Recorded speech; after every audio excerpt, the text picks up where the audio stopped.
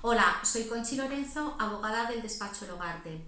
En este vídeo os voy a explicar cuándo solicitar una modificación de las medidas que hayan sido pactadas en un convenio regulador posteriormente aprobado por el Juzgado de Familia o que en su caso hayan sido fijadas en una sentencia en un procedimiento contencioso. Estas medidas se refieren mayormente a lo relativo a las relaciones paterno-filiales o en su caso a la pensión de alimentos. Para que se pueda presentar esta demanda de modificación de medidas y pueda prosperar, es necesario en primer lugar que los hechos en los que se está fundamentando la pretensión sean lógicamente posteriores a la sentencia en la que se fijaron las medidas cuya modificación se solicita. Es necesario que se trate de hechos que tengan una cierta relevancia, que sean hechos importantes, que tengan además una permanencia o una estabilidad en el tiempo. Un hecho puntual no puede en ningún caso justificar la presentación de una demanda de modificación de medidas definitivas.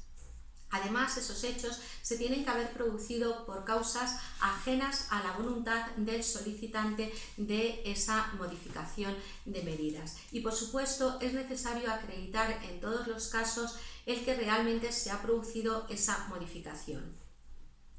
Normalmente los casos más frecuentes de modificación de medidas son los relativos a la pensión de alimentos, cuando por ejemplo cambian las necesidades del menor para el que se fijaron los alimentos o cambian los ingresos del progenitor que está obligado al pago de esos alimentos. Por ejemplo, en el caso de que un menor estuviese en un colegio público cuando se pactó o cuando se fijó en la sentencia una determinada cuantía de pensión de alimentos y ahora se encuentra estudiando en un colegio privado en el que supone un desembolso considerable para el progenitor custodio.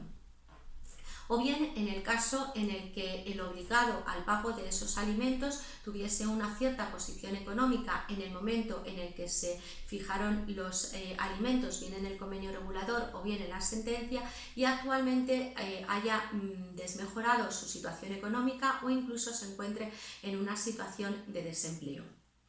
Todos ellos son supuestos que están más que justificados para solicitar esa modificación de medidas y solicitar ese cambio en la cuantía de la pensión de alimentos. También es frecuente el supuesto en el que, habiéndose atribuido la guarda y custodia de los menores de edad a uno de los progenitores, al cabo de un determinado periodo de tiempo, el otro progenitor no custodio solicita, por ejemplo, la guarda y custodia compartida. En este caso, habrá que acreditar, lógicamente, que han cambiado las circunstancias de ese progenitor solicitante de la guarda y custodia compartida para realizar esta solicitud. Que, por ejemplo, han cambiado sus horarios laborables, que ha cambiado su domicilio con respecto al centro escolar del menor, etc.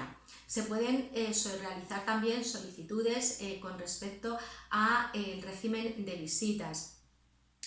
Ampliar el régimen de visitas, por ejemplo, a 2 días intersemanales o cambiar los horarios, etc.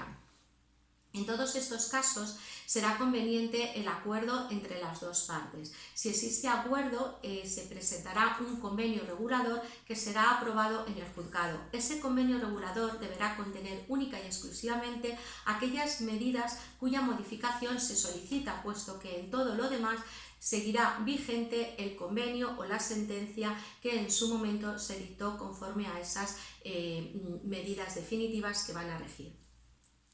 En el caso de que no exista acuerdo entre las partes, será necesario iniciar un procedimiento contencioso.